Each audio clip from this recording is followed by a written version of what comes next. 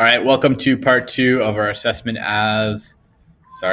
of using Google Forms. And this is where actually we're going to mark everything, and we're going to mark it quickly, and we're going to have the questions that weren't answered so well highlighted, some students that are in trouble highlighted as well. And this is going to happen in the matter of seconds. But first you have to have created a form and run the test and have the data. So we're going to use one of mine, computer programming test, something like this. So students ran through it. What's important is I had their full name. If you're not logged into Google Classroom or you don't have everyone on Gmail accounts, you're going to have their full name because they're going to have to be tracked somehow. And I'll show you what that looks like on here. So I have students that wrote the test here, and we know how to do this from part 1 video. So I have their usernames from Google Classroom, but I also have somewhere their name as it appears, just for tracking purposes. So even if you don't have it, you can use this to mark by. So using Flubaroo, we're going to talk about first. And Flubaroo is an add-on, so you just go to Get Add-ons.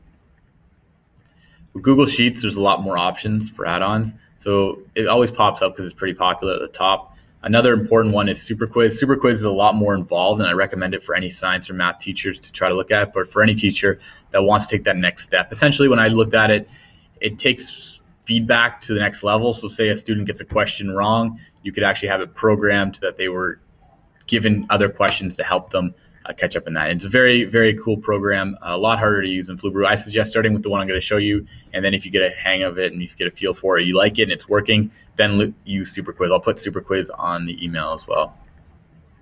If you can't find Flubaroo, a quick way to sort is just go to Education. Grab that one, and once you've downloaded it, it'll be on your add-ons. And you can go to settings, advanced settings, and stuff like that. But try it out first. There are some default settings. Look at some options here. It suggests that if you don't know what you're doing, don't change it. One easy one, though, I'm going to say that if students don't get 65% or higher, then they're going to be flagged.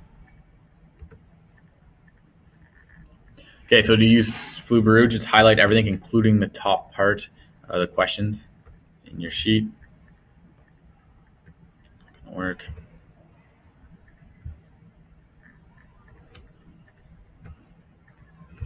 And this would take hours or so of marking, but we can get it done in a couple seconds here. I go to my add-ons that's been recently downloaded, Flubaroo, and yours will say grade assignment. I've already graded this one, so just hit grade assignment.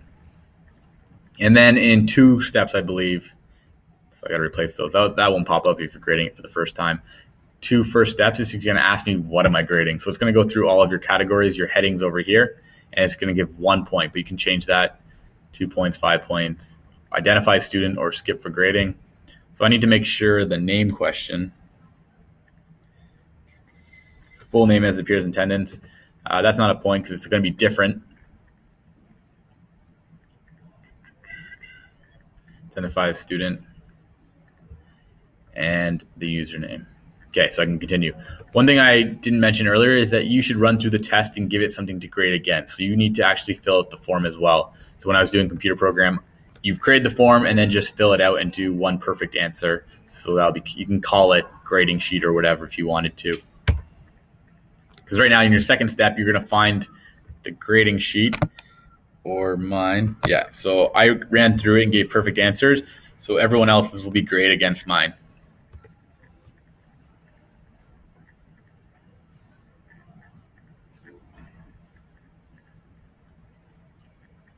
And then it's going to pop open in a new tab down here.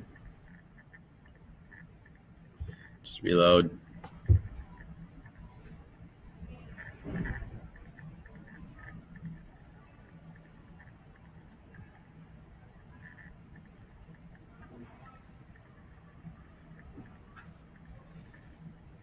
So summary, points possible, 23, average is 17 approximately, counted submissions, 41, number of low score is 5. So it's already highlighting the 5 students I should be looking at.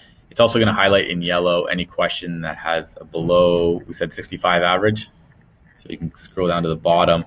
That one had 53 average.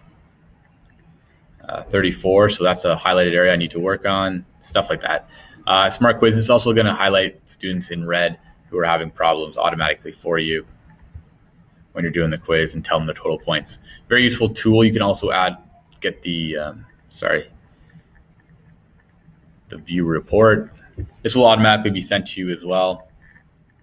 But if you want to keep a statistic possibility of them so you can track them over the grades. Another great tool that I use is I email the reports. So I can email the grades, and what it'll give me, prompt me, I can leave a message for them as well. And then I just email away. What that looks like from a student perspective is I had a student fill out one.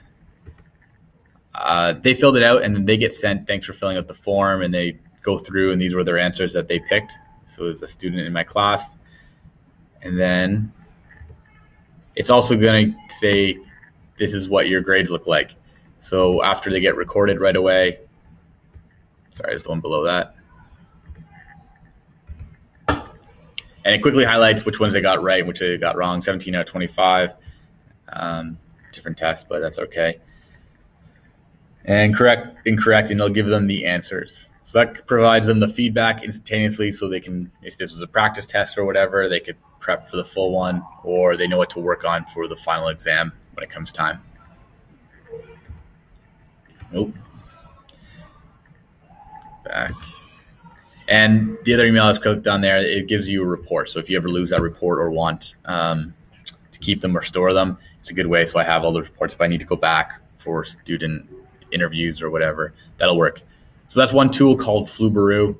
There are other tools out there, like I said, Super Quiz. Super Quiz is a little bit more advanced, so I suggest starting with Flubaroo, and if you can figure that one out, the video actually explains Super Quiz is longer than the 10 minutes I have allocated for this video, so I will host someone else talking about it in a little bit more detail that has a little bit more knowledge on the subject. But if you like the idea of using assessment of online and you want to take it that step further, definitely give the video a look and see if it's right for you. Okay, thanks. That was number 2, and we'll get back to you next week with some more tools and tips for assessment using